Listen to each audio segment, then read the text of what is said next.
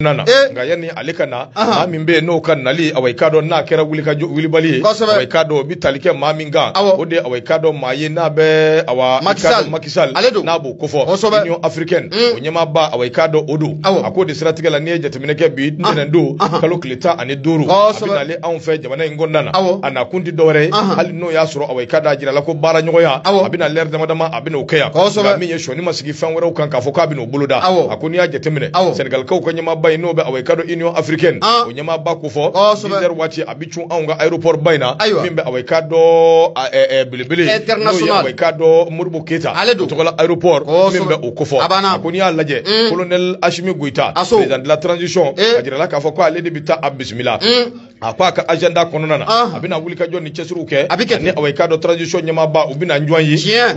kuluba ko président minfleni minya awai kado makisali na o temene ngo kabui ani Ashimi mana bara nyogo ya dabo anika mo oni anga mo bisoro ka nyoye o temene ngo miye kuna funi dila bisoro ka awun blasira ni chika minumbe ani haklina minumbe akoni ya jetemene hali no ya soro minye officiellement amafo maye makisal bina dingama siga temina transition tabulu awai kado makisal abina do foka binisuma ka la halia abina do foka adika do mabina ni kono do mimbe na be kono warka ko fo no lu minembe awun fa abina ni kana do fo awai kado nimbela jilika ko makisal min fleni ni jetemene ke baye ka fo awai kado yana leka wulika joke Umaru Sisago Ambalo président do na BCD wo togola alen ni awai kado for nyasimbe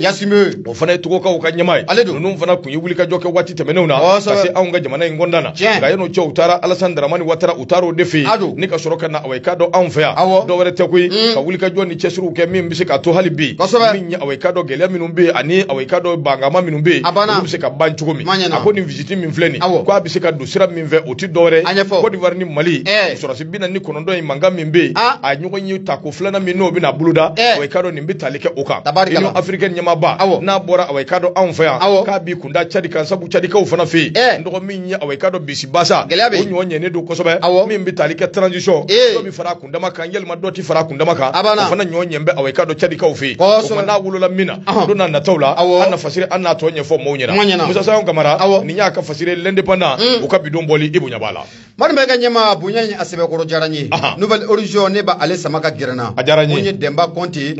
ke akumara ako kwanga ta gawo nantara gawo ibe na ka foko kunu dimashido na bena utikalo kletan nanima samba fla ane samugo ane fla munye gawo ko ni mbora inna fodda kono ni je kuma ke mashitole ko boli kunkude dore munye force barger ni nabe france ga keleke choko fo ato damadanu mun nolu banga jamana kona la kerengere la gawo ko kletan kle sabadiruma kuka kusoni kaso bela jirenche kabo anga jamana okona la abana munye fatrika bay noye demba konti akokunu ko gaw ko bora demison fara makoro kan manifi ne bora inna follara bolomba la ni kuto dore munye force bargani abse ka taka boto muna anga jamana okona la abana oro okumu kona la munye gaw ko ni bora kosobe kuka dusma kasi kaira kanya shi munye force bargani ma uira be tabolo muna anga jamana kona la gaw fo kata bla munye ansango o mara okona ula akoni ya jitemena kalaje mamunu bora kunu katama nabe gaw ko kofo ukeleme ka jalaki jumene bi muye force bargani ka me domina kombi ya ira ka fo ko muye force bargani ko sigata la ko mamunu be demeta ka terrorisme ku segere mamunu be demeta ninga bamanji nunu ku segere wa unu be jamban jugudo la wala sa anwa jamana abese ka dafri tugumna ko ataki chaman ko obeta ka anwa sorosula ka ku segere ko ni ya jitemina ka leje kibi na ka fo ko force bargani nyama ko otengunu mbala ko sebe odo kum kono la munye ni tama kala nuni ko bayini muye francis sorasufe adama danu mumba anga jamana konna la le sabade bu bulo ukugwa kusoni kasaw bela jileche abo anga jamana okonna la ne manunu ya ida albi na be gawko kufo ko munya ataki munna ataraka an walla kana ba ku segara utikalo klewolon vla sam bafla ane sam ngo ane fla o tesidika o fe na nga sorasi binani ane fla kono onin turan koina gawko ko ya ida ka fo ko bolo don ngoni ko ko abeshi france la kosobe mo sabe ko france be ga demeta ka terrorsu ku segara an songo marala menaka marala ko kata bla muye gawo marala ko baski balio balia no be ame domna kombi ale ka damina gawo kata bla muye sebaro usira kan ko cheno te muso nodu ko muye france bargani ko ale nodu oro kum konala ko bayini muye force bargani fe ko ferani dabali bela jilen tige kle sabadu bu bolo ko bo muye gawo konala ko yani ko akayuba patrick baga fola wala saka gawo kanu ngani babu ninga atoka asinsi ibe na ka fo wati mu yira la ko ni ataki ataraka anga kansegere muye tesiti o mara konala dimashido muye utikalo kle wolon vla an ka chef d'état major ale bɔra ka kunnafoni nin ka a sɛlɛ kunnafoni mun kɔnɔna na n'a y'a yira k'a fɔ ko bingale mun n'a taara ka an ka lakanabaw sɛgɛrɛ tan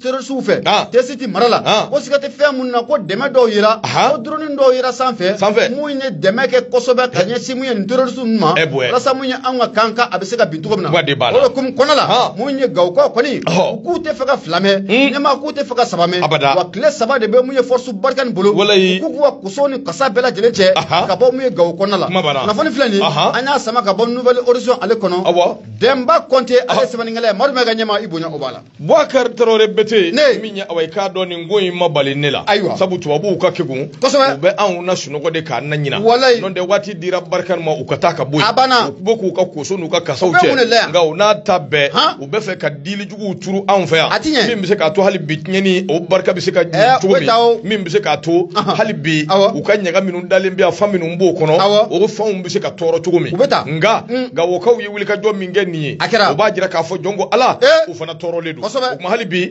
fasiri an bɛ taa min ye awai k'a dɔn Abdulayi Jarakɛ awai k'a dɔn ale kuma bɛɛ a Boubacar Traoré Bete a ko awai k'a dɔn n'i ye jateminɛ kɛ wulikajɔ ni cɛsiriw bɛ ka kɛ min bɛ se k'a to jamana sanfɛmaw yɛrɛ damaw ni ɲɔgɔn cɛ ko bɛ se ka ɲɛ sɔrɔ maa minnu bɛ n'o ye sɔrɔsiw ye minnu awai k'a dɔn n'u minɛnen bɛ anw fɛ yan waati kelen de la anw ka kiiri tigilamaw kɛn bɛ ka wulikajɔ kɛ min ye awai k'a dɔn mandat de dépôt k'o da sɔrɔsi 49 min bɛ yen n'o ye Côte d'Ivoire sɔrɔsiw ye n'u minɛna ko mercenaires don siga t'a la an ye sɔni turu mercenariat in kan u minɛna u datugura kiri maa y'u datugu u datugura Sule mandat de dépôt n dɔgɔ Mali a jamana fo cɛ ka kɛ cɛ ye cɛw ni min bɛ bɔ a tɔ la so o bɛ bɔ sa nin kɔni nin sen kɔni b'o wolo kuma banna kaso bon kɔnɔ kuma ɲɛna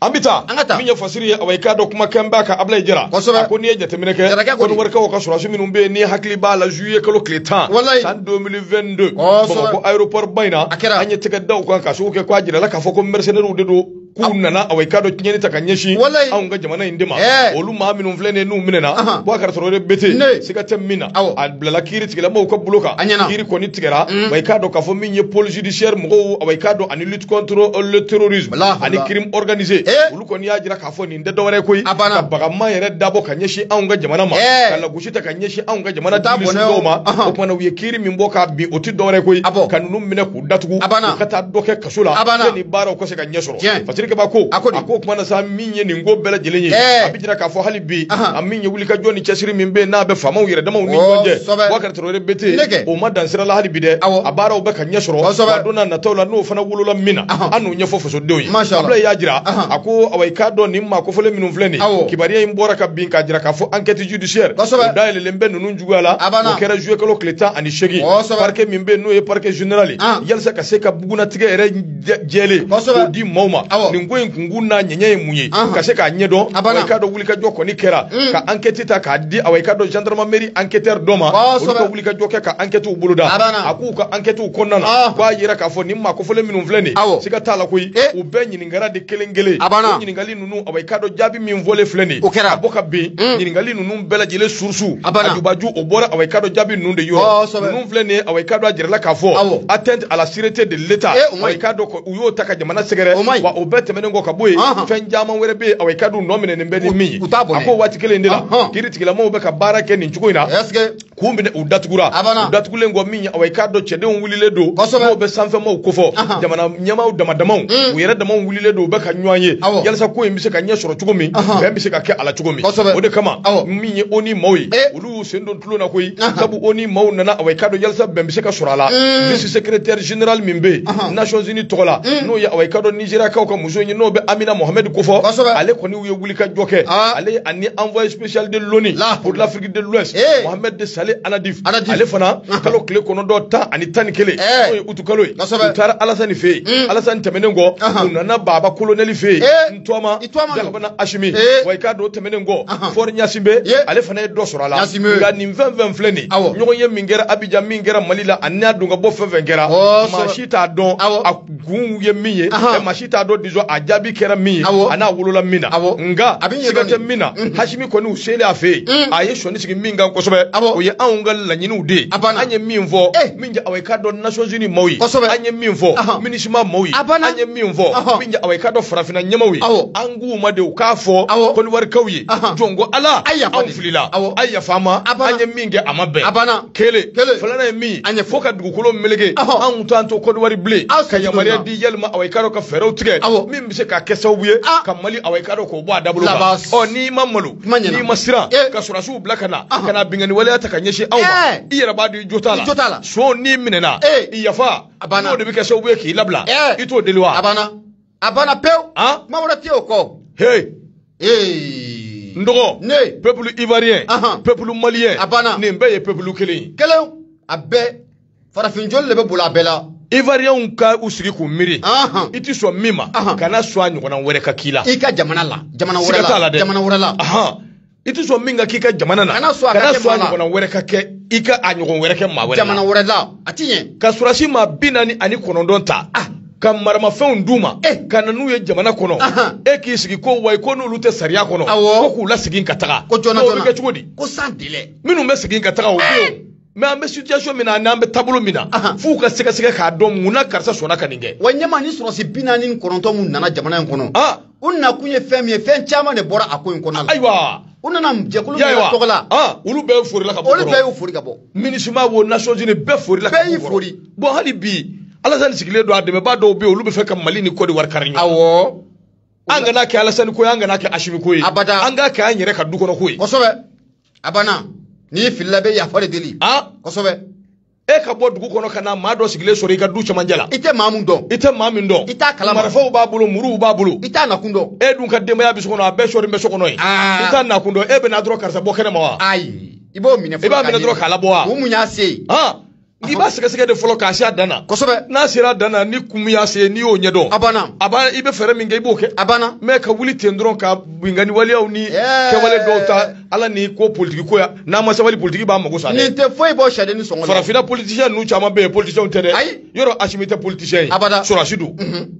Alassane dun ye politicien de bɛɛ b'a dɔn a kɔlen hali ka Côte d'Ivoire sɔrɔ a tɛgɛ maana bɔra Mali in de la kosɛbɛ o kɛra a ka denbaya bɛɛ tun bɛ yan a bɛɛ tun bɛ Mali in na yan ayiwa baasi tɛ ala ka ɲɛ o tuma hali bi an bɛ dugawu kɛ ala ka jisuma k'a furu ye nɔgɔ hali bi an bɛ don fasiri kɔnɔ Ablaye Jara a kuma bɛɛ a ko n'i ye jateminɛ kɛ min ye away ka dɔ le 11 août tɛmɛnen n'o mɛ away ka dɔ taara Togo fasiri kɛbaa y'a jira k'a fɔ min ye nin ko bɛɛ lajɛlen ye sɔrɔsi ninnu ɲɛ bɛ se ka sɔrɔ a ko la cogo min na a ko de siratigɛ la min ye away ka dɔ n'i ye jateminɛ kɛ lakana bɛ se ka boli anw ka jamana kan cogo min o fɛɛrɛ n'o dabaliw de bɛ ka ɲini nka kunnafoni yɛrɛ kolomayɔrɔ ye min ye sɔrɔsi maa 49 min bɛ yen n'u minɛna Côte d'Ivoire tɔgɔ la mercenariat a sinsin kɛr'o kan kosɛbɛ kiiri tigilamaw ye sɔni turu o kan wa min ye away ka dɔw minɛna ka bila su mandat de dépôt n'i t'o cogoya dɔn o kɔrɔ de y'a ye u bɔra away ka dɔ bilala koyi u taara di away ka dɔ min ye kasobonba u taara di o ma o tuma u bɛ kasobonba la kuma de filɛ nin ye ala k'an ni sababa bɛn fasiri filɛ min ye away ka dɔ Ablaye Jara a ka fasiri don ka bidon bɔli bonya b'a la marimakɛ ɲɛma bonya a sɛbɛkɔrɔ diyara n ye ne y'i bolo bɔ mun ye fasiri mun ne bɛ bɔ n'a ye an ko a ma ko Soir de Bamako Soir ko di maa mun kumalen don a kɔnɔ o de ye Yusufu Konate ɲɛma a bɛɛ na ta ko Musanin ta ye kɔmɔ ye nka kɔmɔ mana bɔ Musanin ka boliki dogo a ka kɔmɔtigiya o jɛlen tɛ siga t'a la ni ye Yusufu Konate a kumara a ko mission des Nations Unies ko Mali na a kofɔra a bɛ MINUSMA a b'o fɔ ko siga tɛ fɛn mun na k'u ka rotation n'a bɛ cɛ minnu bɛ na cɛdenw tɔ k'u nɔna bila jamana kɔnɔ la ko bi ko a baaraw k'u bɛ daminɛ ne ye Yusufu Konate a ko n'i ye ko in jateminɛ k'a lajɛ MINUSMA ko a bɛ nin ka waatinin bɔ ko min ye MINUSMA ani an ka jamana marabaaw kɔni gɛlɛya belebele ko o donnen don an ni ɲɔgɔn cɛ gɛlɛya in taara wale fɛn na ko n'u y'a jira k'a fɔ ko mun ye MINUSMA u tun bɛ cɛdenw minnu bila ka na cɛdenw dɔw nɔna bila jamana kɔnɔ la yan an ka jamana marabaaw y'a jira k'a fɔ ko o baara kɔni ko o ka jɔ Patrick b'a ka fɔ la a ko taa ni ka segin caman kɛra walasa mun ye MINUSMA u ka cɛ ka na dɔ nɔna bila n'a bɛ rotation ko fɔ a baara ninnu bɛ se ka daminɛ tan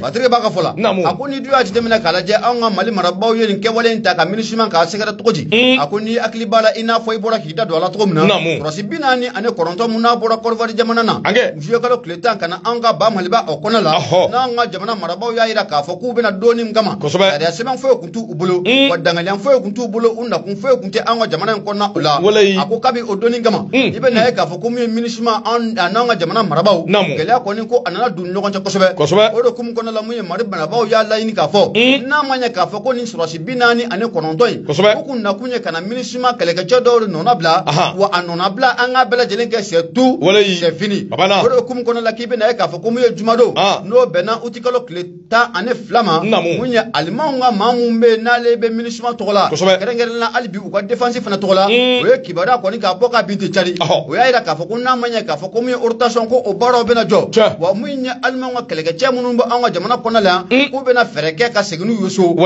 Patrick b'a ka fɔ la i bɛna ye k'a fɔ ko n'i pan ka sɔrɔ kotigi ko a ma pan e ma i bɛ panko 2 o kɛ mun ye alimanw ka ministre mun bɛ n'a ɲɛsinnen n'u ka défense ma ale kɔni ye ni kibaruya lankolon k'o de di k'a sɔrɔ danganiya yɛrɛ t'a kan k'a yira k'a fɔ ko mun ye Mali ye k'anw ye guwara da k'a fɔ ko mun ye alimanw ka pankuru dɔ ko o ti ban mun ye Patrick ba ye mun ye Abdoulaye Diop ka a kumara a y'a yira k'a fɔ ko mun ye anw ye mun ɲini aliman jamana fɛ anw m'a fɔ ko aliman ka pankuru k'o tɛ ban an ka jamana kɔnɔ dɛ minusima tɔgɔ la nka an ye mun ɲini aliman jamana fɛ an ka jamana a bɛɛ lajɛlen bɛ ta an ka dabiya de la k'a fɔ ko kun bɛ ka kɛ taabolo kɔrɔ min na ko baara ninnu ka kɛ ten ko a ti kɛ ten wa mun ye jamana tɔw bɛ minɛ cogo min na anw bolo wa aliman jamana fana ko a bɛ minɛ anw bolo ten o de hukumu kɔnɔ la k'i bɛ na ye k'a fɔ ko mun ye alimanw ka ciden kɛrɛnkɛrɛnnen n'o bɛ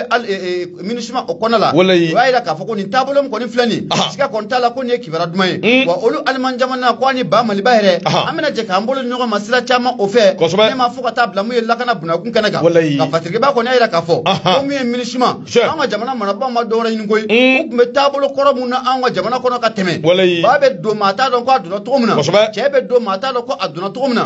kɛwale jugu min n'u kun bɛ k'o kɛ an ka jamana kɔnɔ an ma dɔwɛrɛ ɲini u fɛ o baara jugu ko o de ka ban pewu a bɛ taa mun ye Mali marabaaw olu ka dabiya de la o de hukumu kɔnɔ la k'i bɛna ye k'a fɔ ko mun ye alimanw ko siga t'a la k'u ka défense ministre ne ma ko a ye segin kɔ baara k'o boloda ko mun ye minusima kibaruya duman min kɔni bɛ yen ka lase u ma u ka rotation mun n'a kun jɔlen don k'a fɔ ko dɔw ka bɔ jamana wɔɔrɔ la ka na dɔw nuna bila o baara mun na an ka jamana marabaaw kun kɛlen bɛ k'u sen ka a da a kan ko baara ninnu ko a bɛ wuli bi tɛnɛn n'o in na kunnafoni filɛ nin an y'a sama ka bɔ Suwade Bamako ale kɔnɔ sɛbɛnnikɛla tɔgɔ de Yusufu Konate Manama ka ɲɛmaa i bonya o b'a la n dɔgɔ Mamadu Sinayogo awa ka dɔ belebele bɛ an lamɛn la a bɛ jɛnɛ nin waati in na an b'a fɔ ka waleɲuman dɔn ka foli ani tanu k'a lase n yɛrɛ terikɛ n terikɛ min ye awa ka dɔ Nasser Aidara trésor public a bɛ baara kɛ yen Serifukɛ bɛ fɔ ka waleɲuman dɔn a Nasser kun ye n bila o n teri don nka a kun ye n bila a ye ɲɔgɔn sɔrɔ a ma bɛn jamana fana ko kun birisalen don ko kun cayara a kun birisa ɲaaminen don nka n'a ta bɛn maa t'i teri bila dɛ a bɛ komi Ben le cerveau ye n bila cogo min a ye dɔgɔnin kɔni taara de o taara de kosɔkɔsɔ dɔɔnin sɔrɔla a ye n bila a y'i bila Mali Nasser an b'i fo kosɛbɛ i Haidara n dɔgɔ an bɛ taa min ye Demba Konde a ka fasiri b'an bolo kɔrɔ Nouvelle Horizon Demba kuma bɛɛ n dɔgɔ mun dun kɛra dɔgɔkun laban in kɔnɔna na bisi basaw ni kunnafoni kundanw a n'a ɲɔgɔnna caman a barika bonyana kosɛbɛ nka min ye awa i k'a dɔn wulikajɔ ni cɛsiriw kɔni bɛ ka kɛ hali bi ko in a bɛ se ka ɲɛ sɔrɔ ji ɲɛma jɔlen na mun dun kɛra Sogɛli Kokala Mayiga anw ka premier ministre mun y'a sɔrɔ mun kɛra Sogɛli la Sogɛli nin waati in na a bɛ clinique de la wa Sogɛli Kokala Mayiga dugu min bɛ n'o ye AVC o de don wa Sogɛli bɛ k'i sɛgɛn lafiya bɔ de wa n dɔgɔ i k'a dɔn k'a fɔ dɔgɔkun laban in kɔnɔna na kunnafoni awa i k'a dɔn a carila kumaw cayara kosɛbɛ a ko n'i ye jateminɛ kɛ kunnafoni jɔnjɔn caman bɛ yen minnu y'a jira k'a fɔ sibiri don kalo tile 13 n'o ye août kalo ye san 2022 anw ka premier ministre Sogɛli Kokala Mayiga i k'a dɔn bana min bɛ yen n'u b'a wele ko accident vasculaire cérébral n'o ye AVC i k'a dɔn k'o ye Sogɛli sɔrɔ parce que b'a ko a ko a jɛɲɔgɔn minnu bɛ yen a n'a baara kɛɲɔgɔnw kɔni bɛ ka o kuma u bɛ k'an nkalontigiya k'a jira k'a fɔ ko maa si kana jɔrɔ Sogɛli awa i k'a dɔn ko a bɛ sɛgɛn lafiya bɔ la sabu bana min don awa i k'a dɔn a bɛ sɛgɛn bana a b'o ko fɔ a ko kunnafoni min filɛ nin a bɔra a carila fan bɛɛ lajɛlen fɛ anw ka premier ministre Sogɛli Kokala Mayiga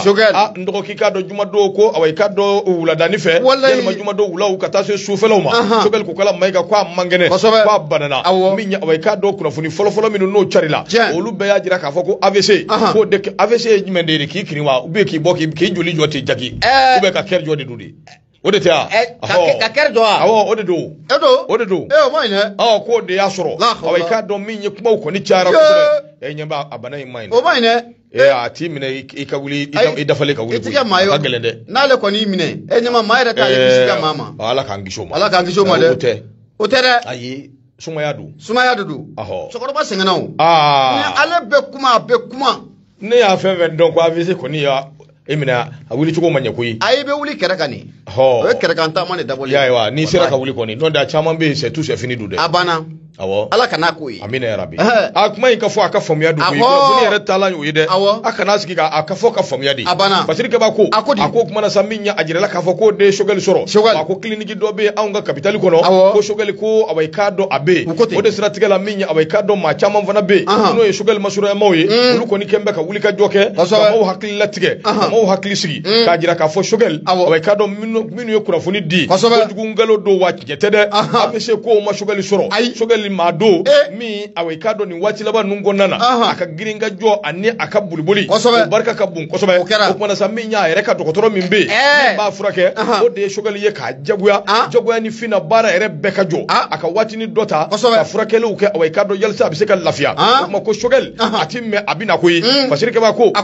ka maa dɔ bɛ n'o ye alayi bokumi bɛɛ b'a dɔn o ni shogel awai ka dɔ bi taabolo min kan kari don kalo tile 14 san 2022 ale y'a jira k'a fɔ ko shogel Kokala Mayiga ko bana min don ko awai ka dɔ an bɛ don min na ko bi k'a y'a récupérer à 100% ko shogel ko a kɛnɛyara awai ka dɔ alhamdulilayi k'a bɛ sɛgɛn lafiya bɔ la nka o n'a ta bɛɛ n dɔgɔ maaw bɛ k'u sɔni sigi dɛ ko gouvernement ɲɛma in nin ko ninnu tɛ dogona ko ye o ayi numu ye ayi lama olu fana tɛ ninnu tɛ dogona ko ye ninnu tɛ bɔ tɛnɛ karila ka tɛnɛ sɔrɔ karisa y'a fɔ nin kɛra tan karisa y'a fɔ nin kɛra tan don ka jan sebali tɛ o ninnu tɛ bɔ tɛnɛ na ka karila ka tɛnɛ sɔrɔ dɛ nin ye fɛn minnu ye o bana o tɛ se ka dogo dɛ a banna ni AVC y'i sɔrɔ ɲɛma ale mɛnnen ba ka dɔn o dɔgɔkun fila ye a banna fasiri kɛba n'o ye awai ka dɔ Demba Konte a y'a jira k'a fɔ awai ka dɔ min ye shogel ye maa min don awai ka dɔ san 60 a b'o sanfɛ shogel Kokala Mayiga kabi a nana waati bɛɛ lajɛlen i b'a ye k'a fɔ kɔrɔfɔw ni awai ka dɔ lagosiw ni awai ka dɔ takili jugu a jɛɲɔgɔnba n'u a jɛɲɔgɔn kɔrɔw olu kɔni bɛ k'o de ta awai ka dɔ ni ka shogel sɛgɛrɛ waati bɛɛ lajɛlen shogel bi baara la waati bɛɛ lajɛlen maaw bɛ girin na a nɔfɛ waati bɛɛ lajɛlen shogel awai ka dɔ u bɛ k'a kɔrɔmatigɛ ka awai ka dɔ a hakili wasi o bi ɲini k'a lasɔrɔ ala ni awai ka dɔ maaw ka burujali ani da sudɔ a ko n'a ta bɛɛ shogeli k'i k'a dɔn a jɔn bɛɛ a ko nka siga tɛ min na nin bɛɛ lajɛlen nin waati laban ninnu kɔnɔ min dara shogeli kan a ma da diɲɛ maa o maa min kan mɔgɔ siga tɛ min na awai ka dɔ i b'a bila koyi waati dɔ bɛ kɛ a bɛ gɛlɛya i bolo o kuma bɛ don min na i ko bi shogeli min ye awai ka dɔ dɔw ko AVC nka min ye awai ka dɔ a masuruyamaw olu ko shogeli ko alhamdulilayi wa ni ala sɔnna a ma ko a ti mɛn k'an bɛ shogeli Kokala Mayiga ye n'an y'a ye don min min fana bi fɔ do te wa o bɛ fɔ o kuma bɛ dugawu kɛ ala k'a ni sababa bɛɛ shogel ala ka nɔgɔya kɛ ala k'a kɛ farijagabɔ ye ala k'a ban pewu irko ma kati mane bani Demba Konte ni y'a ka fasiri Nouvelle Horizon kosɛbɛ i ye mun fɔ kɔrɔbɔrɔ kana ta a siga kan yanka ni irko ma kata she bani irko ma halashi ala ka nɔgɔya kɛ ala k'a kisi n y'o de fɔ a ye kɔrɔbɔrɔ a y'a mɛn o a bɛ kɔrɔbɔrɔ ka mɛn o a kɔni b'o mɛn o mɛ kosɛbɛ Demba Konte a ka fasiri don Nouvelle Horizon o ka bi don bɔli ne ma bonya a diyara n ye Inter de Bamako ne ba ale sama ka gɛrɛ n na ne sɛbɛnnikɛla tɔgɔ de ye Yɔrɔso Yɔrɔso a kuma na dɛ ne ma a bɛɛ na ta ni mi jugu sara a ka tiɲɛ f'i ye ni mi nin sara a ka tiɲɛ f'i ye i bɛ jugu sara o ka tiɲɛ f'i ye mun ye Yɔrɔso a kuma na a ko an bɛ don min na komi bi mun ye jamana kɔnɔna jugu ne ma fo ka taa fara mun ye a kɔkan jugu kan ko k'a dɔn k'a fɔ ko mun ye an ka Mali ko a bɛ longo lama mun ye Maliba in ko a tɛ bi abada dɛ ko wa ko Mali bɛna bɔli k'i jɔ i sen kan mun ye Yɔrɔso ye parce que an bɛ AVC min fana ɲininkali la u bɛ ka o bana jugu min fɔ bana in man ɲi a man ɲi dɛ f'an k'o fana fɔ maaw ɲɛna kosɛbɛ voilà parce que même n ye message minnu sɔrɔ parce que a dɔnbaw bɛ yen yɔrɔ bana ninnu tɛ anw ka fɛn ye anw t'a ɲini k'a dɔn yɛrɛ an tɛ fɛ k'a dɔn yɛrɛ nka fɛn min don paraît-il a bɛ jouer hali les cellules du cerveau jamais ma bi jali hakili kan donc o fana ka fɔ quoi voilà mais a bi jali hakili kan kanubaw ko k'o tɛ AVC donc o fana ka fɔ ka faamuya kosɛbɛ n'o tɛ spécialistes bɛ banako ninnu na anw kɔni a y'an t'ale dɔn voilà an t'ale dɔn ala kan'an kɛ k'a dɔn yɛrɛ ami ale dɔnni man ɲi c'est pas bon bana man ɲi a man ɲi bon a mana kɛ cogo cogo maa kɔni t'o kisi maa ma sa a bana man ɲi maa yɛrɛ tɛ AVC kisi maa ma kosɛbɛ donc an ka dugawu kɛ dans la semaine ou bien semaine min bi da o kan an ka sogɛlɛ n'o tɛ i yɛrɛ fana tun ye waati dɔ kɛ i kun man kɛnɛ o a ye na mun fɔ sisan a ye ta kun ye kɔnɔfara ye o ye kɔnɔfara ka ne ta n'a AVC tɛ fankelen fɛ ayi non o ye kɔnɔfara ne yɛrɛ ta don i bɛ don ɲɔgɔn na cogo di sa i kɔnɔfara la de kɛ hali sini e t'i kuru ka taama mais ninnu donkun ɲɔgɔn na a banna ani nin be ɲɔgɔn fɛ wa ayi bon ça fait e kun mangene mais alhamdulillah nin ti nale ya ay me kala le tani do ɲɔgɔn na ya foma no de fiye kala le tani do ɲɔgɔn na ala ya foma sa se ko kuma mun na mɔgɔ bo ni nin do ɲɔgɔn na wa e kono koni farala nengo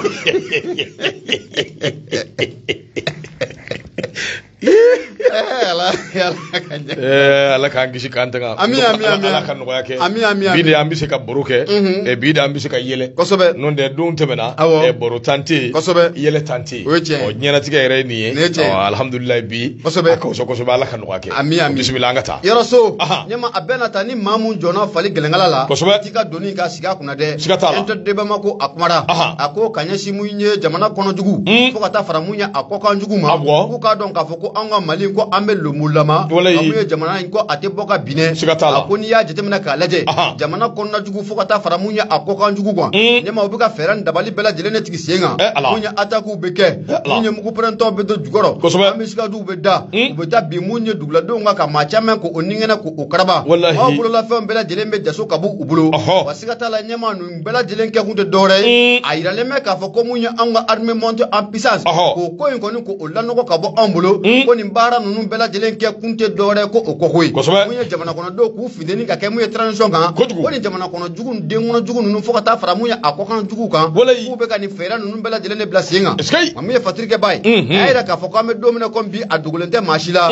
mamunu me ka anga jamana marabi na be transition maraba ko fo ayira ka foko wuli ka joni chesiri ku be na bela jelen blasinga munya terrorisme abishika kele ka bo anga jamana okona la tugumina ga obenata be ibena ka foko muye jamana kono de jugu do akaja kata fara munya ko kan jugu do ka nyama obuka feran dabali bela jelene ke muye transition ubuseka adangari tugumina ka muye transition ka adafri tugumina ga muye fatrike bay ako ko sobe ga manunu ku be balobu ore lade ibena ka foko kele re ko akaba jamana kono la ni jamana kono de jugu nunu akaja kata fara muye ko kan jugu ka nyama ku ubalo obo ore la ga munye ni ya detemina ka laje ko kabila jibura mafanga ale dafri la domuna ni akli bala uti 2020 o kono la kibena ka foko munye jamana ya apme maratugo mu kono la ko amaratugo ko ayele manade na mamunu be ka foko ye sambi sabake ka jamana ya mara nyama ko jamana ya fla tabulum na bi na fo utefaka o tabulum ko ye abada ole kama ko buga feran dabali bela jele sigi senga transition ko abese ka dafri tugumna jamana kono jugu aka ja foka tabla munya akoka jugu la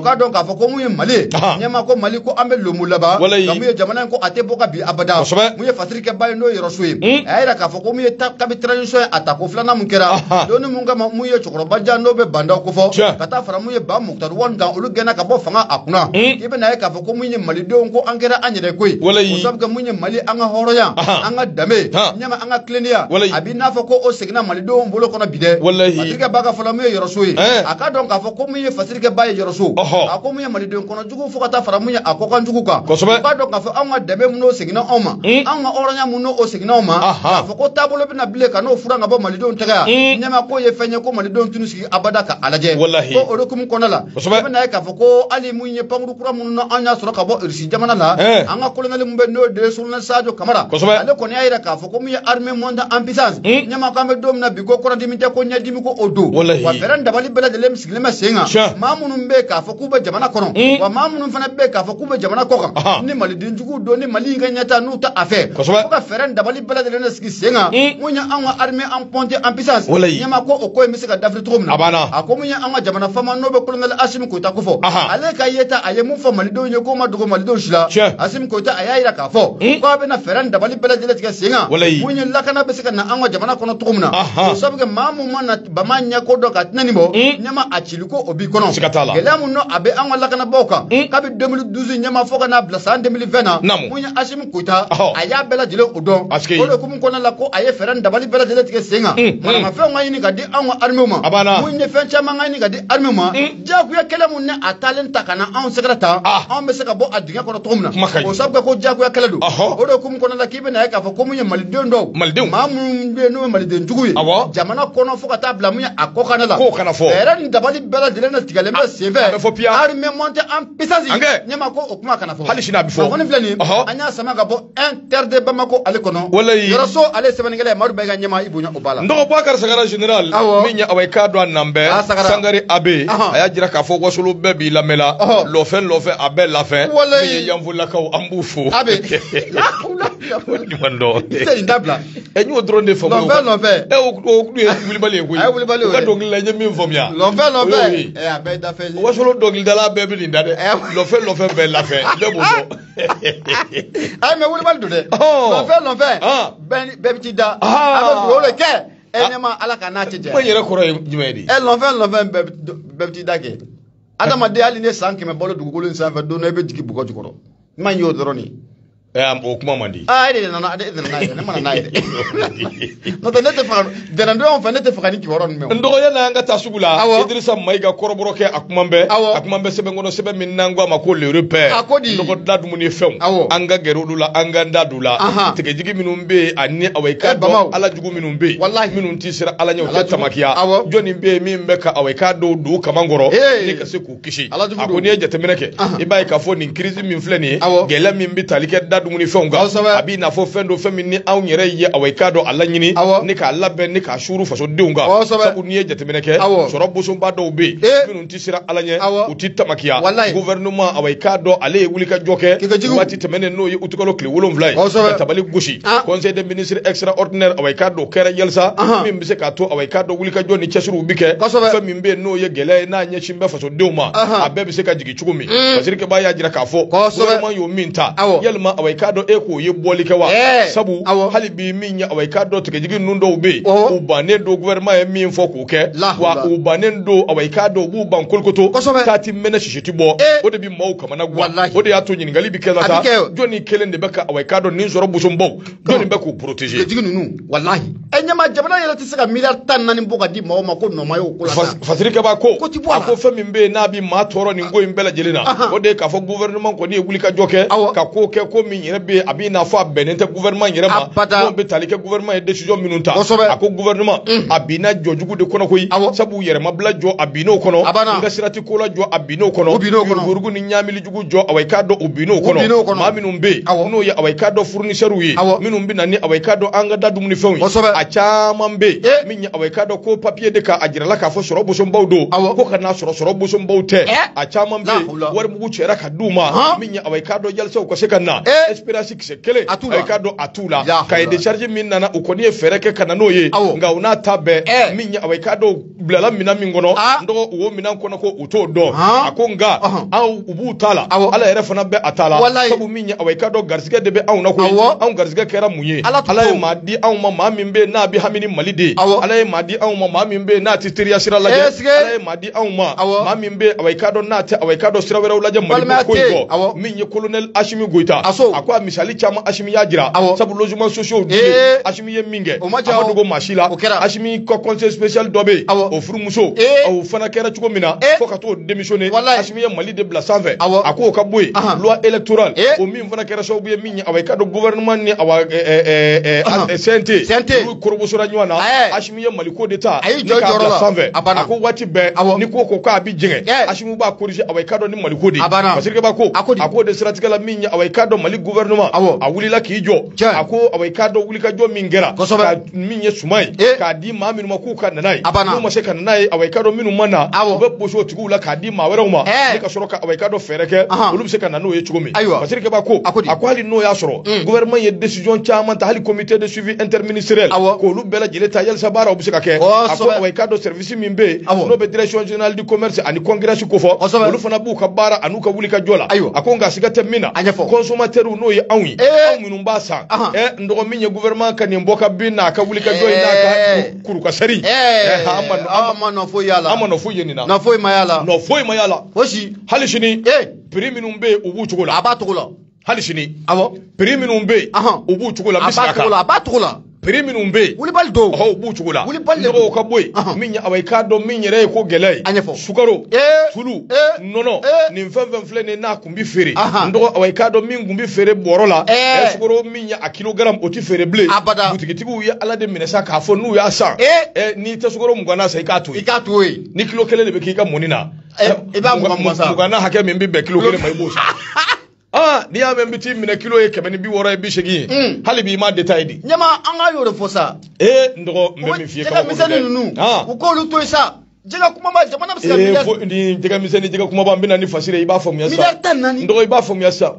ako fournisseur do be hala mi don mena ko bi minya away kado nyingal de be ke joni de be ko protéger sabu nunu be ka bara mingeni gouvernement away kado akangi jo a joro la gouvernement bi se ka je milliard tani nani ko chugodi kadi ma do ma aw ko mena ko bi basa fa mi ganga do jamana kono de nga away kado awa jigina de kono fa mi ganga do aw nga namina de kono aw ma kelengele ma dama dama aw ko mena ko ke hebu tati mena si jiti bo ako sigate mi na gouvernement ka kuma chama ni away kado fugariya indabla ko kungulo de kanga bi nalu de kanga ke wa oyere da mate koy commerçant do yere be away ka do halin no ya suru kanga ta kaso la di uluni kaso de kaka sabu ni yesu ni de ni yebinga ni de ni nya away ka do ngasilati jamana kono deuna ni yo de patirike ba ko an bi munu na an beka away ka do murumme away ka do bashukana ndoko fe wala te koy ni ngo bela jele abita kadda maminga consommateur no anda dum ni an minu be sanuke wallahi an ga toro an ga lajaba an ga lagushi abela jele fe bi ka ke an ga na tabbi ma wara kade gouvernement ala do ayi kana ta nyini yoro de ala do gouvernement ate wuli gouvernement do biu do sabu gouvernement de be ka wuli ka joke ka marché o di soro busum ba doma minu na manga ka wuli ka joke experience rete minu na ka ta ka duma do bere ta koy nepotisme ni away ka do clientelisme kar sayinga maye nganga di nima o dama farale nywanga hadi shini ni gouvernement be ko bara de ke parce que ba ko akoni wali ya jugu min vle ni an bi kelela malikura ka se ka nyeta soro nunu de ka dabla hali shini ni be sina akoni mbara nun damnena Amadou Tumani Touré ka wati a wati Amadou go mashila kana ce Ibrahim Bouakar Keita ka wati ma haka jaminya ibeka ere digani mimbe mo ye Karimu Keita Karimu kumbe marché de ta ka bla kamangoro ni yele chugo ya ja abi marché dima ni tama chugo ya ja abi marché dima ndo ni kulela mangala de ibeka mande masa anwande he Karimu marché dima boata bla marché bidima abana na fora ko kelaw kera olu jugo yaw de kadabla o kewale de kadabla hali shini o tabulo de besina ndo ikado ka fo ko ye fenye fo minati bele Idrissa Maïga le repère ajira ka fo minya o ikado ni ngo nye fenye mi nabi ma dabali ba nabi ma toro ministre de l'économie ani o ikado ajenyo mi be commerce kuna welele do haka jaminya o ikado anga ma minumbe no be conseil national de transition no bu ko fo u yewoye loi électoral ni ya me loi électoral kono bara de ka giringe enyama nyo fuina ni ya me constitution kono bara de ka giri o ni ngo be sena an toroledu an la jabaledu an de sembe ka dumuni soro CNT mo sigile do ni ministre be u ma se ku interpeller anyo fuina ngo jamana be se ka samu nga kelela enyama jamana foite mbe se ka kalo flake ko ngola akagele o kuma CNT ko munde kelena be ko bali o kani ministre nu fana wele ka tu nyiniga tabulo min vle ne u be ka ni bina patri ka ba ko akoko nyere dimi yoro emi magasin do be bi sigata mina donedu dadu muni fen bulu kono soro nono malo aba kono kafa dew wa gouvernement ba kalama be ya ye mundun kele na o magasin tigu ti wele sabu u kembe ka stocker di na da gelera ka se niveau de la kumami ka soro ka wila no fe mundun kele na o magasin tigu fana te wele o de ato fasiri ke ba ko ako joni be ka nunun protéger pourquoi les propriétaires de 10 magasins ne sont pas inquiétés tango mango nte nro dongul la ganso o ya otike abada le commun des Maliens parce que ces individus ont l'air complices au sommet de l'État. Il est temps de les démasquer. Malien de Famba, Aminumbe, Namben, Consommateur, Angwen Hakila Kafo, Nim commerçant Minumfleni, ou protéger Bau, ou Loubé Sanfedi, au sommet de l'État. Wati dok masira uka chumi cheka fo fo dewi fasiri fle Idrissa Maïga ale ka fasiri do le repère uka bido boli bunya bala non de sigata mina hashimi na ka gouvernement numa wuli ni dadu ni fengo embe nyini ka akella gushi ni to kinye de ama fo yanga me maliko de la malikura ko de fora o min fora korole minu be hali shini c'est la même chose o tinye de be o bi kaladi anti jenoi ayo kuma bana pe mune be au juste monopole uti wili nu no fe monopole ma ko mun bulu ali biabo le bulu c'est compliqué atinye ala ka ni sabo be jamana ngore be ka transfert be kla ka commerce be kla ka afri bagaye o pana join e be ka les fonctionnaires fonctionnaire et de transitaires et de commerçants et de feribay ça dire ta do abi fo chugomi c'est compliqué ali biuru bara mesina bon no lu ma dabla hake do be no mo bo jamana ngono ambe min no fa to soro ko afo achimi malikura ko hake ba la de fo so don hake min be 14 milliards o ka disa me adu yoro ko ni kay hal na ma cha adu yoro kay akaye atara rom na kaye me ko be an ya fo ikra ni Russie kele c'est vrai o ba unka me amba yere kandi e bi sika dumuni stocker tuko di Congo be maliona toi e ba stocker kablay tati mena shi tibo marché bi di mami na manga atanye do obinyawa nyama ngata suku ko ibolu de koloshi bubolo subhanallah safurullah la kubaru karsay wartigi ay de ben usanga di misrima karsay wartigi ay tsale usanga na misri kono awo wallahi olu de misri jolaban ni de ana misri aran folo mawo olu be misri kuran sara eni ne min temeto bi dorme fladi garbu ke man kawso wi wallahi anga kusanu anta bi diala ma ijere mene e dorme fladi jole ba ya dira la automatique mali aradaru balay rakara dar bi singa yeti aye ko asira alama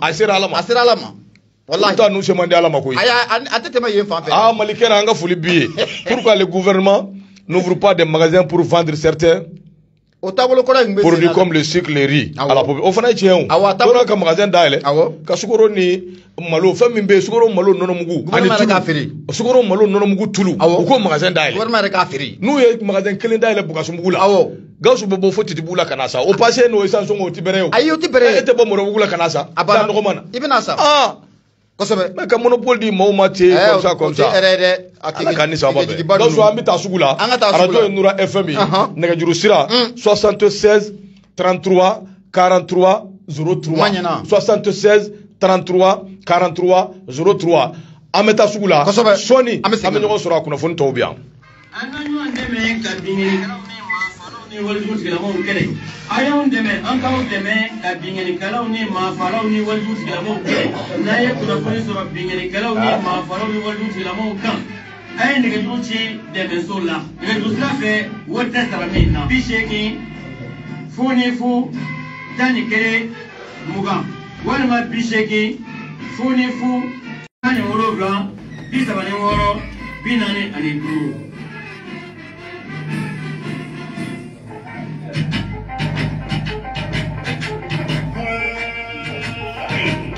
koy ma balmake mbano muso ni komi kuma mase ko ti karaba koy ma wete bela jere sigele kundo ka temi ngono sabla anya magutume abi wati jango Mauritanie Niger Chad ayo janto ke ka doni kana yera ke jamana kono wasa bela jere ke dimo soro tela koy ma ate kabana mi go fora ibaro ka fo yetemi sabla shino bela jere be giri temi no fe ko tekele de ni koy ma abi soro mali fanda na ni bela jere la yakle to ala min ya forogo ye I ka do bulama ni ga te ver sige a chamanye la te bo kono ka sebeni ka la ni blema ko koima o de te la gigai koima te finoro fofo be subala min ye dabanani poroboro butigo ina frita be so koima te yere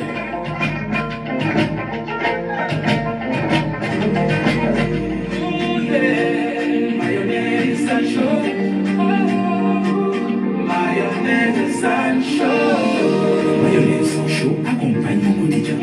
Pour vos salades, crudités ou tout autre plat, la mayonnaise sans chaud est la meilleure.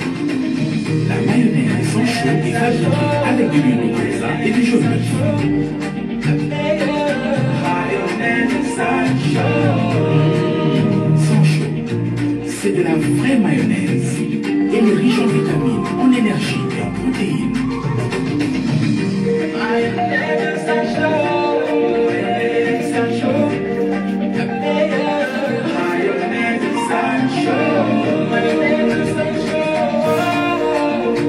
Le goût de la mayonnaise sans chaud est unique. Elle te met tellement bien.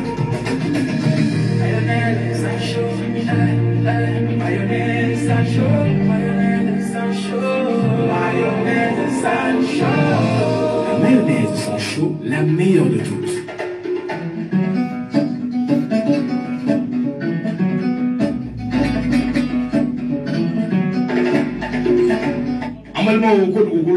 jamfa ni kuma ye kuma ye nga ayaw jija ka mo nyini minu ye dugukolo do ni ka do nakari jariso agri sumaji jigila ba min dale la an kama ka wuli ka joni chesiru ke min bi se ka to aw minu be ni aw ye dugukolo matarafa bawye yansa aw ka sumo bi se ka je chugumi fe minu be no bi se ka keso be ka ko sumaji wula kana aw mo bo sugo mina aw ba soro ni yoro ko folena sumaji nyuma soroli ajigila ba de ni yoro yi amalimo ka damine bwa ka ta se tamatima jaba shu saladi fo ka ta se poivron kisoma ani karotu ani min ye zere yi aw se ka yoro kelen min se ga bi o de jariso agri seneke fem mina nyuma mi soro yoro mina bi mina no aw se ka to basigi aw fe chugumi nan ba ma ko installation u chesi lembe ni bela jilena foro de be aw bolo abara chugo kemma ka aw ka na gwa seneke fem yere yiri wali ani dugukolo yiri wali jariso agri kemma ki chesi ni bela jilena wa ka klaka aw labbe min be wele ko encadrement ni ka klaka aw debe min bi se ka to aw ka do ko bela jile bi se ka nyesoro aw bolo chugumina jariso agri na kunde aminu ye dugukolo matarafa bawye yalsa am se ka no bo ko la chugumina ka se ka aw deme ni be ka bo ara dafe ni temena luna barki la bangoni sira fara ni fara lo fe metri kebe saba ebi kilimolo laje jariso agri e chungene be o kan ga juru sira 66 40 40 51 yelma 76 44 49 34 sumansi nyuma temene ko ka boy jariso agri hakli turala daga bana alimentation min be wele ko alimentation e ya dali ko da ele awi ka boni mi nawo ye jamana ko ka ero kunja wala ani je fandani nari wala fe kanu to ni alimentation bay ngono aw mu go be anga mina fefe na be alimentation mina ko fo ambali mo aw kana juro abela jile be soro ni yoro ko fulina ajiramba o de dawda trore ni be ko amako bayni akane ga juru sira 76 44 49 34 75 18 15 55 ni mu go be ulula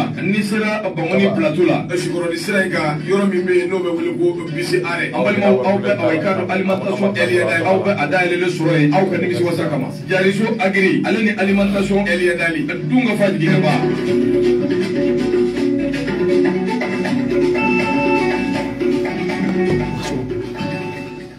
ayiwa basi tɛ o kumana sa an bɛ foli tanu lase kanuba ni dɛmɛba bɛɛ ma ani lamɛn jɛrɛjɛkulu bɛɛ lajɛlen ka bɛɛ fo k'u bɛɛ lajɛlen ma k'u ni cɛsiri awa i k'a dɔn k'u bisimila nura ye fɛn ma ale kumasoba in kɔnɔna na Bakari Traoré bete an bɛ foli lase awa i k'a dɔn min ye Elhaji Seguba Samake Pere Oto Dankɔrɔba in awa i k'a dɔn a b'a lamɛn waati bɛɛ an b'a fo ka waleɲuman dɔn ka foli tanu k'a lase awa i k'a dɔn Wara Masa ma donso émission awa i k'a dɔn anw fɛ yan o karamɔgɔba an bɛ awa k'a dɔ foli lase belebele in ma n'o bɛ Amidu So kofɔ tile kelen muri Amidu So min kalikan ye ni Ala sɔnna a ma ko awa k'a dɔn anw bi lafiya Nura FM na ko maliyɛndenw bi lafiya ni Ala ka jɛ ye sabu min b'a bolo awa k'a dɔn k'a min sin fɛ k'a salon bɔnbɔ fɛ Amidu So an b'a fo ka waleɲuman dɔn k'a so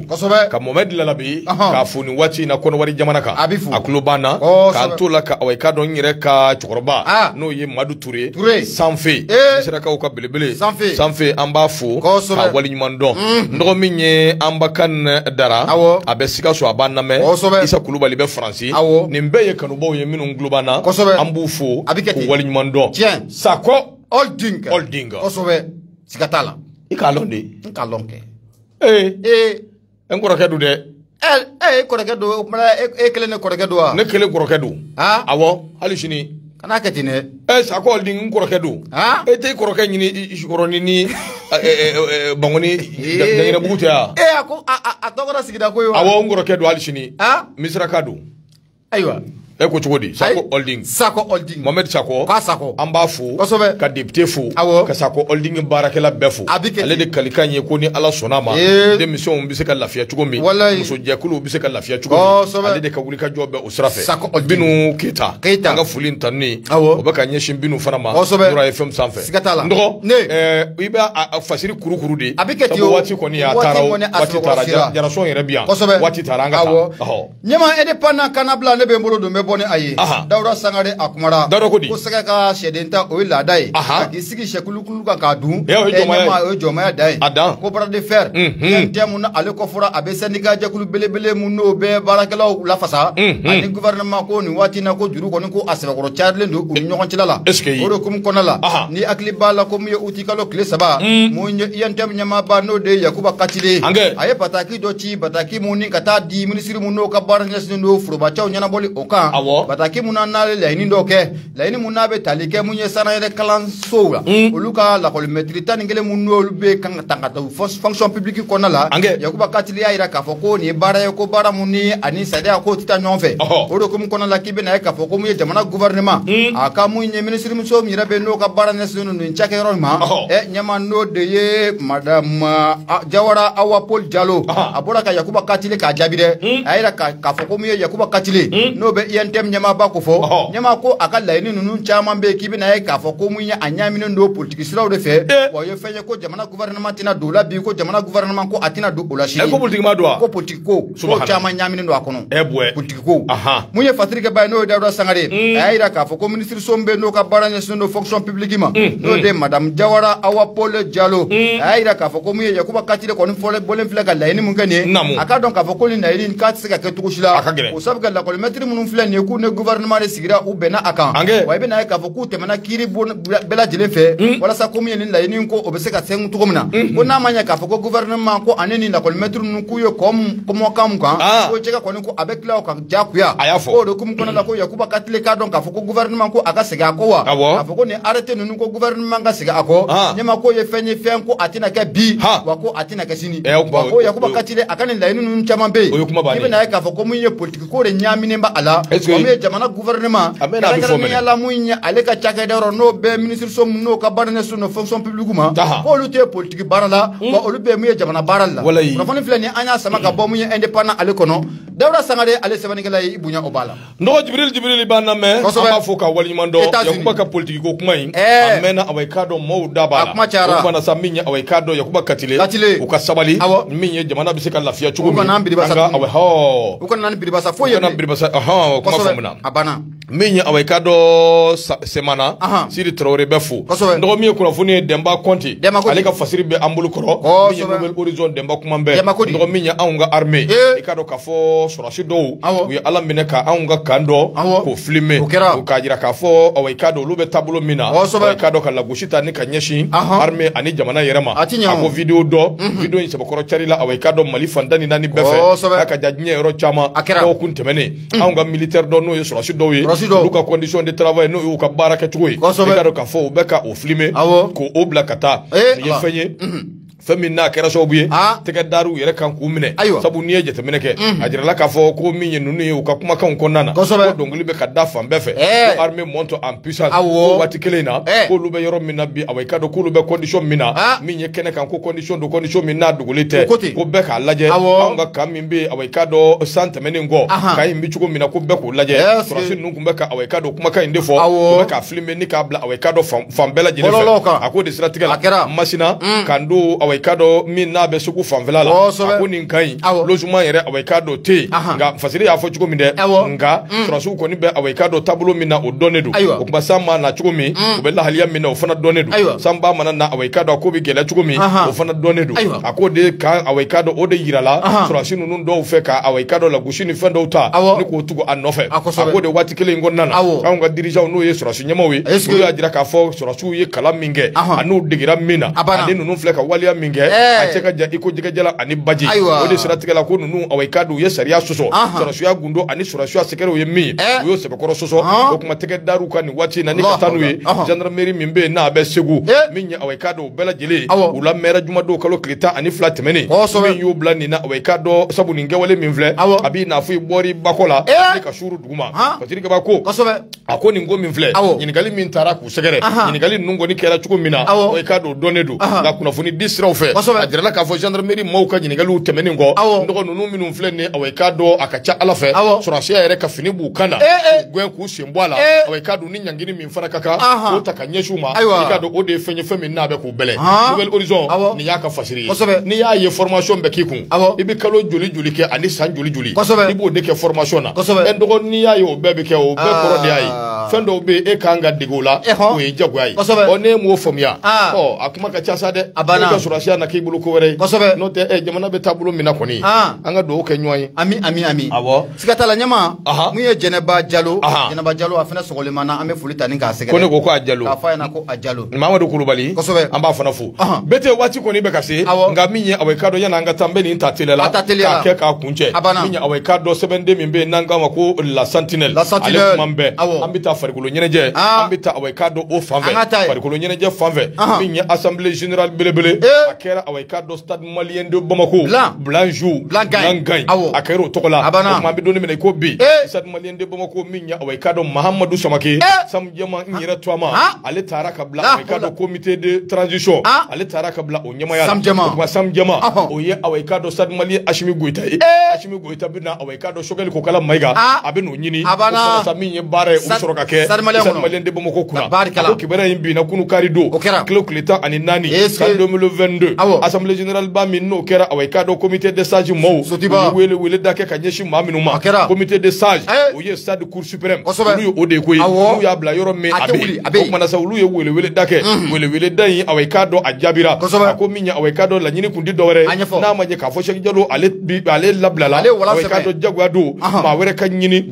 membe bla anola ma mimbe na ye club inta 2000 kana c'est 2010 la samu jema ku di malite ku di malie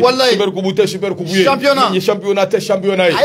jema ya besalo ka bebla esadi jigina kono o temene ngo ka boy an bi kelen ni panga purtini wuli ka jola min nofe no be talike minya awekado kubu kafu sam jema nega bay ayo ta awekado ni ko bla esadi malia awekado ajigina kono sam jema ko abita lafiye nga sadi to mi